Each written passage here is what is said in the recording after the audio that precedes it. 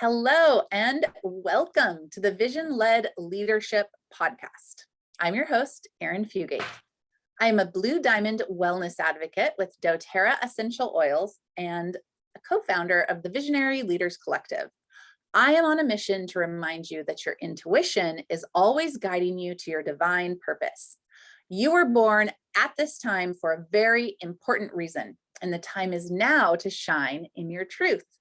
On this show, we talk about listening to your intuition, cultivating a successful mindset, next level leadership, and conscious capitalism. If you're new here, welcome to the Vision-Led Leadership Podcast. You are in the right place if you are a visionary leader ready to uplevel your health and live in line with your true calling. And welcome to season 2. Today on the show, we are talking with Cassandra. Am I saying it right? Cassandra or Cassandra? Cassandra, it's perfect. Perfect. Cassandra Rosa. She is an intuitive, certified life coach and clarity creator. She helps millennials find the clarity they need to confidently create a fulfilling life and business. In her coaching practice, she loves to teach her clients how to clarify their path and purpose, connect to their inner confidence, and create action steps to kickstart their business. Cassandra Rosa is a healer, Reiki master, and award-winning speaker, award-winning author of the book, Now What? Create the Clarity to Achieve Your Dreams. And you can also tune into Cassandra's personal development and business podcast called Clarity Conversations. It's available on all major podcast platforms. Welcome to the show. I'm so happy you're here, Cassandra. Thank you so much for having me. I'm excited to have this conversation with you today. Absolutely. Reading your bio, you are perfect for my audience. We are going to gain so much from you. And what we really love to know on this show is we believe that business can be something of a vision, of a dharma, or like a divine calling. So we really like to dig into what's the story behind you and how you started your business. Yeah, I'm excited to share. So from a young age, I knew I wanted to make a difference in the world, and I didn't know exactly what that meant. So throughout school, I thought maybe I'll be a teacher or a psychologist because I love giving advice to people. And I was that little kid that loved to play teacher and get my sister to play with me over and over again. And come the time that I had to decide what I wanted to do with my post-secondary, I decided to go with psychology because I thought that would be cool to understand more about people and to serve them. And halfway through my degree, they changed the qualifications to become a psychologist here in Canada. And I felt, now what? What am I going to do with my life now? Things went in a different path unexpectedly. So with that being said, I decided to do an exchange in Europe. I lived in the Netherlands for 4 months, and it just opened up my eyes to the world and all different types of people. And I fell in love with travel. I got the travel bug. And when I got back from my adventure there, I volunteered in an after-school program with kids in Africa for 3 weeks. And that's where I really fell in love with mentorship. Just taking people under my wing, sharing what I know. And yeah, so that was a really transformative time for me. But when I got back, I got caught up in the real world, and I had family's expectations and society and, the ABCs of success of getting a high paying job. And you can travel later, you can do that when you retire. So I ended up getting in corporate in insurance because that was the family business. And it was so funny. There were so many signs now that I could look back on of how it wasn't the career for me. Even though I was doing really well, I failed the test like 3 times, which is not like me. And long story short, I followed my gut and I chose to step into that mentorship like experience, even though I didn't know what that was going to look like. And I left and I got some sales jobs and really dove deep into personal development. And it felt like a homecoming in a way, because I realized it was like the teacher and the psychologist I always wanted to be, but on my terms, and I could travel the world and make the impact I've always wanted. Wow, cool. Something really stuck out for me there, and it was this almost nonchalant way that you said that you noticed the signs and you just followed your gut.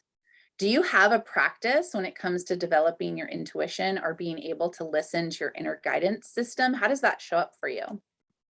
Yeah, I've always been intuitive my whole life. I don't think I was very conscious of it. So I keep getting these signs from the universe and this yearning kind of pull feeling. So that's what it was back then. I didn't have a practice back then. Mind you, this was like 2014, 2015 before I really had my deep spiritual awakening that I have now. But I would say to connect with my intuition, there's a bunch of different ways that I do it, but the simplest thing that I can suggest is just being open, being perceptive, looking around you and seeing the signs and seeing the nudges and the breadcrumbs that the universe gives you, because that can be the guide, whether it be meeting a significant person in that time of your life or having a book recommended by a friend or realizing the patterns of things not working out repetitively and acknowledging maybe there's a pivot that needs to take place. So I don't think it needs to necessarily be meditating on the mountaintop to connect to your intuition. It's like open your eyes and perceive the gifts that are around you. Do you remember a clear sign or one of these breadcrumbs? Does something come to mind that told you, you have to go start that business? Yeah, I think it was the daydreaming while I was doing cold calling. I would just daydream about traveling and working from a laptop and helping people. And I had no idea what that meant back then, but it would be the majority of my cold call sessions that I would have to do for insurance. I just caught myself daydreaming about it. And I was like, okay, the sign is pretty clear that you're not meant to be here. You're not getting things done, and there's more for you. And I feel like a lot of people, in the beginning of their business stage, they get that kind of pull, that curiosity about something more. And I just wish that so many more people would just go after it. And I think it's beautiful when you have leaders in your life or coaches in your life that can hold your hand when you take the step, because it's scary. Yeah, yeah. Well, what you're touching on is we're kind of conditioned to, oh, you're such a dreamer. Get Hmm. back in reality, get a real job. And what you're saying is that your daydreams or what you're dreaming about might actually be a sign for what you're actually meant to do. And what would happen if we just got curious about those wants and desires? We're also taught like to not want, like be happy with what you have. But if you have this desire to like travel to Italy or Africa, Hmm. maybe following that, just like taking the next step is actually going to guide you down to your destiny. Do you believe that? Yeah, 100%. I wrote about it actually in my book quite a bit about this. The whole first chapter is really diving into like the ABCs of success that we're taught from a young age, that you go into school and then you graduate and then you get a post-secondary and then you graduate and then you go off and get a job and you can live your life later. And what I love about the millennial generation that I'm working with and this point in time, which I think was one of the best gifts from the pandemic, finding the silver lining, was really that people were starting to realize that that system, those ABCs of success, aren't necessarily going to help you achieve what it is that you want in life. So I feel like I'm going to give credit to the millennials for a second, because we're talked bad about quite a bit, that we're forging this path of choosing more for ourselves and developing ourselves. And I feel like the other generations are following suit. Like I find so many baby boomers have been my clients lately, and they're like, all of a sudden I've realized in the pandemic that I should be creating something that's going to make me happy in life and fulfilled, and not just follow the boring steps to take, that society says, which is so freaking cool. It's amazing. Yeah. Yeah. Yeah. This is our life. It's happening now. You don't have to sit behind a desk for 40 years. And I think people are realizing that that promise isn't real anymore anyways. I love that you're working with millennials. I get really energized by working with millennials and Gen Z. I'm just starting to be like, hey, what does Gen Z want? What are they up to? And I think they're going to do some really awesome things too. Yes. So I love this message that you're giving everyone. It's simple. Follow your curiosities, follow your daydreams. If somebody wants to get more connected with you and dive into what you have to offer, what's the best way for them to do that? Yeah, you can connect with me on Instagram. My handle is Cassandra Rosa A. And what I'm really about to help you to achieve your dreams in a way is to really find clarity of your vision. And I love that you're all about vision on this podcast. So it's so awesome. So to clarify what the fulfilling life and business looks like for you, and to help you to connect to your inner confidence and create a simple and authentic process to help you achieve it. So, Instagram's the best place to connect. You can also check out my website to learn more about my podcast and my offerings and my story. And you have a Facebook group, right?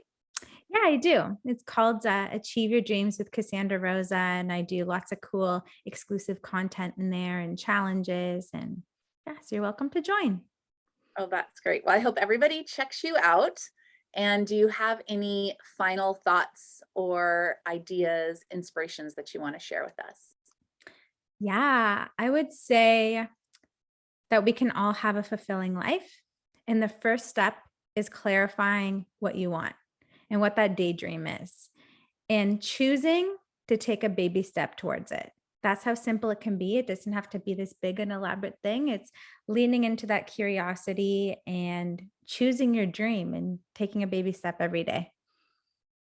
Yeah, that's great. Oh, well, it's been such a pleasure speaking with you. And I'm going to check out your book for sure. Everything Thank we've you. talked about, like the link to your book, Instagram, podcast, website, it's all in our show notes. So I hope you all go and check Cassandra Rose out and see what she has to offer you. Thank you so much for being on the podcast. Thanks for having me. It's been so much fun.